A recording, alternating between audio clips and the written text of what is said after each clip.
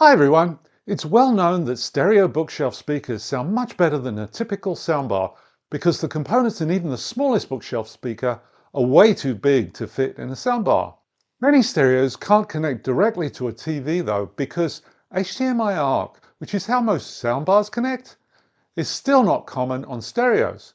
Speakers that do have ARC built in can get very expensive, but one sure way to connect any stereo to your TV is to use an HDMI ARC adapter. These adapters also have optical and coaxial inputs, so they'll work with older TVs. With HDMI ARC, the volume control on the TV remote also controls the stereo speakers. Oh, come on, Davis. We got to get in that mind. To use the HDMI ARC adapter properly, connect an HDMI cable between the HDMI connector on the adapter and the HDMI connector labelled ARC on the TV. There may be several HDMI connectors on your TV, but only one of them will be labelled ARC. Then you connect your audio cable between the red and white audio jacks on your adapter and the red and white RCA input jacks on your stereo. Then you connect the power cord and plug the power adapter into an outlet. The TV should automatically detect the adapter and send the audio to it, and turn off the TV's internal speakers. If it doesn't do that, you need to turn on HDMI CEC in the TV settings. This chart tells you how to do that for most popular brands of TV. TVs come from the factory with the audio output set to auto. This setting sometimes sends stereo system signals they can't decode, which will cause the sound to drop out. To fix that, the audio output mode must be set to PCM. If your TV has a headphone output or a set of RCA outputs, then you don't even need an adapter. You can connect directly to the stereo. But having a way to get TV sound to the speakers is only part of the problem. For maximum convenience, you want the speakers to turn on automatically when the TV turns on and off when the TV turns off. This is where a smart power strip can be useful. You plug the TV into the control outlet and the stereo into one of these outlets that switch on when the smart strip senses that the TV is drawing power. I do recommend plugging the ARC adapter into one of these unswitched outlets though, so that it's standing by ready to go when the TV turns on. The adapter only draws about 1/4 of a watt, which costs about 50 cents a year in electricity, but it's definitely worth it to avoid strange noises and connection problems. So this setup should be ideal for using the stereo for TV sound. Testing this system, I found that most powered speakers don't work right with a smart power strip. And although it worked out in the end, it was kind of a humbling experience for a gadget guy. The biggest problem is whether they turn on with the right settings, or do you have to readjust them every time you turn on the TV?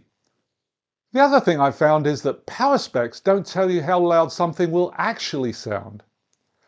These speaker choice mistakes that I made illustrate the problems. These Dayton Audio Classic B40As were my first try. Unfortunately, every time they turn on, they go into Bluetooth mode. This means you have to manually select the RCA aux input each time. Since these speakers don't provide a remote, I had to get off the sofa to readjust them every time I turned on the TV. If you decide to leave them turned on, you'll still need to change the input again if you get a power outage, and may have to take a call from a family member wondering why there's no TV sound. The B40As are good value speakers at their low price and would make a nice simple all-in-one Bluetooth stereo system, but they just weren't the best fit for a TV. Next up were the Edifier R1280Ts. These speakers have a justifiably good reputation for a nice neutral sound, and they only have one input, so input selection isn't a problem. But I found the volume resets every time they turn on, to a level below the maximum, which means that I didn't get the full range of control using the TV remote. At full volume on the TV remote, the opening sequence of Top Gun, which is a very loud movie sequence, registered only 78 decibels on my sound level meter, which is barely louder than the TV speakers and not as loud as many soundbars. I was able to readjust the speaker volume with the remote that came with the speakers, and achieved a much louder 83 decibels, which is adequate, but still doesn't give you the thrilling start to the movie that the director wanted. Like the Dayton B40As, you could leave them turned on to keep the volume setting. If you choose to do that, they draw a constant 5 watts when idle.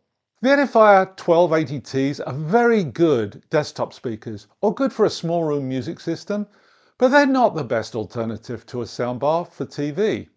I had to keep looking. I tried several other products and kept finding the same limitations. I'd put the search on hold for a while, but then I tried these Aiyima S4000s. I found that the input selection and volume setting at turn on are the same as when the speakers were last turned off. When I tried them, they work perfectly with the smart power strip. So you can turn the system on and control the volume with the TV remote only. Just like a soundbar, but with better sound. These are photos from the earliest days in all its bare, rugged scruffiness.